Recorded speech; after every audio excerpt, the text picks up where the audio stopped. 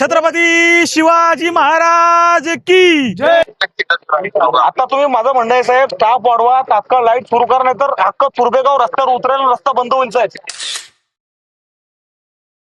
अरे जय भवानी, जय शिवाजी, छत्रपती शिवाजी महाराज की जय. अरे एमएससीबी प्रशासनाचं करायचं काय? खाली डोकं वर पाय, अरे एमएससीबी प्रशासनाचं करायचं काय? खाली डोकं वर पाय, अरे महाराष्ट्र शासनाचं करायचं काय? खाली डोकं वर पाय. आज आम्ही या ठिकाणी तुर्भेगाव, नवी मुंबईतील तुर्भेगाव, जिथे आशिया खंडातील सर्वात मोठा मार्केट आहे, त्या मार्केटच्या शेजारी असलेला हा तुर्भेगाव आहे. नवी मुंबईतल्या तुर्भेगाव या ठिकाणी आम्ही आज 21व्या शतकात जगतोय. या 21व्या शतकातील हे नवी मुंबई शहर, आम्ही सामान्य नागरिक सरकारकडे टॅक्स भरतो, परंतु आम्हाला सेवा सुविधा मिळत नाही.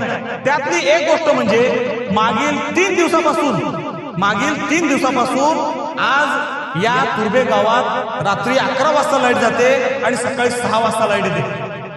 कुठल्या युगात आम्ही जगतोय? हा 21व्या शतक आहे की अश्मयुग आहे? असं आम्हाला वाटतंय. आत्ताच हा जो मशाल आहे ना, हे अश्मयुगातील लोक हे मशाल पेटवून जंगलात शिकार करायला जायचे. या मशालीला पेटवून आम्हाला सुद्धा दिवस रात्र काढावं लागते.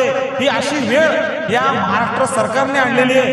म्हणून आम्ही आत्ताच हा मशाल पेटवून आंदोलन या ठिकाणी आम्ही केलेलं आहे. आम्ही या ठिकाणी या आंदोलनाच्या माध्यमातून एमएससीबी प्रशासनाचा आणि या महाराष्ट्र शासनाचा आम्ही जाहीर निषेध व्यक्त करतो. मित्रांनो, हा महाराष्ट्र कुठे नेऊन ठेवलाय?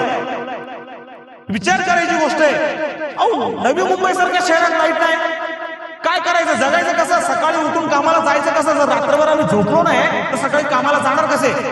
ही संतप्त नागरिकांची प्रतिक्रिया आहे. येत्या जर 7 दिवसामध्ये ही लाईटची व्यवस्था, सेवा सुविधा जर व्यवस्थितपणे सुरळीत झाली नाही तर एमएससीबीचं ऑफिस तोडल्याशिवाय फोडल्याशिवाय आम्ही राहणार नाही. जय हिंद, जय महाराष्ट्र.